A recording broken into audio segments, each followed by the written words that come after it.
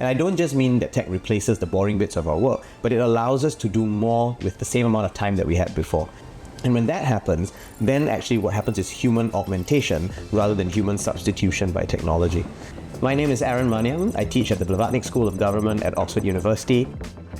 For me, being human in a digital world is all about constantly augmenting ourselves so that we can thrive and lead flourishing lives. My guest today is Maniam. He is one of the leading thinkers in Singapore with more than 20 years' experience in the Singapore government. Currently, he is a Fellow of Practice and Director of the Digital Transformation Education Program at Oxford. He is also the co-chair of the World Economic Forum Global Future Council, looking at the future of global technology governance. We're excited to get his perspectives today as policymaker and thought leader.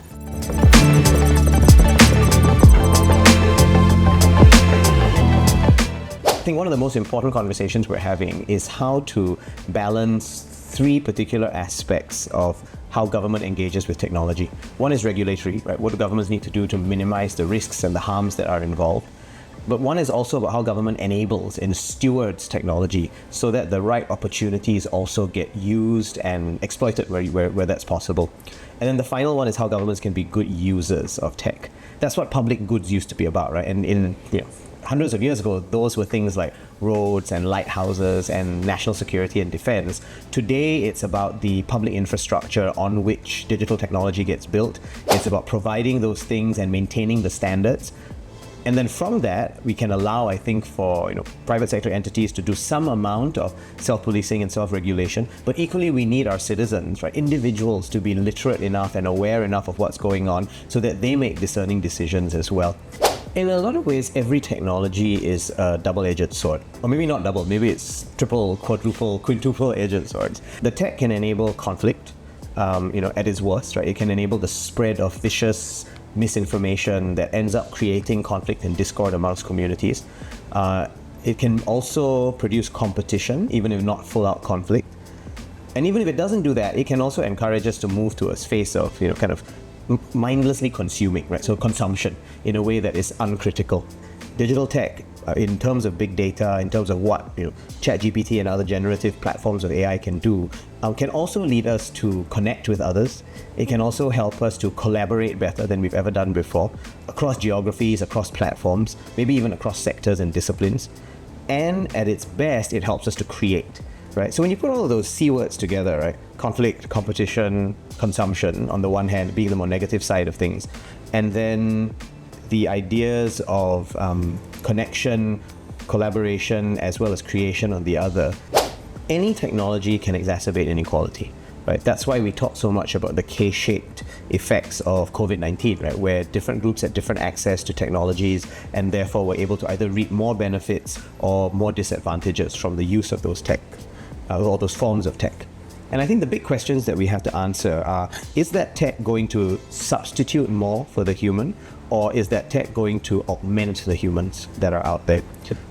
This is a really key question, because if we buy into the assumption that tech is going to replace us, that somehow or other, this large-scale use of generative AI, of bots, of greater automation is going to eliminate humans, then clearly there's going to be a deeply unequal effect, because the people whose jobs get eliminated are going to be those who are less skilled. Invariably, that means those who are in lower income parts of the economy. But I don't think that has to be a necessary conclusion from the use of tech. I think it's equally plausible that we say tech is going to augment each of us. The nature of the work is changing, right? The receptacle is getting bigger and wider and longer. The problem is that the adjustments to those new forms of work will always take a huge amount of effort from all of us. It's going to take deliberate learning, deliberate coaching, deliberate support, and we will need time to make that adjustment. And we need to have the right incentives for individuals to take on training and for companies to provide space within which that training can occur. That, I think, has to be there. What I think governments also need to provide is not affirmative action in the traditional sense, but affirmative action in the sense that we need to ensure that those who lose most from technology, right? So those whose work is hardest to be augmented, or those who are immediately substituted and will take time to learn new skills, we need to ensure that they are supported. right? So that they have time to make the transitions, to deal with the frictional unemployment that they would otherwise face. The market smoothing effects of what a government can do, I think, are actually quite critical. And if we allow for those things to happen, then we take the unequal benefits that come from technology, ensure that there's some reassignment of the overall dividends from them. It's what some economists will like to call redistributive transfers, right? And once you have those in place, then people, I think, have the room and the energy and the attention to actually try out new things and develop the new skills that they need.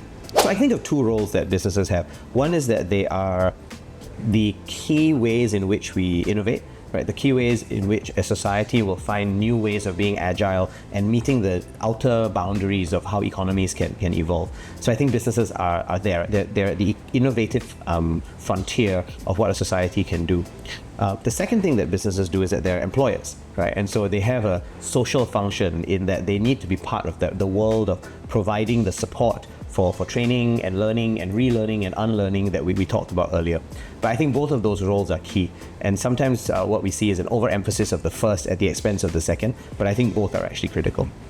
I think we need to discuss how the internet is augmenting humans rather than substituting humans.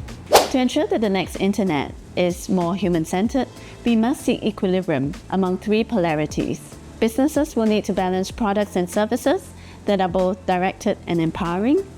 Regulators will have to balance between personal responsibility and control, and society will have to grapple between meaning and utility.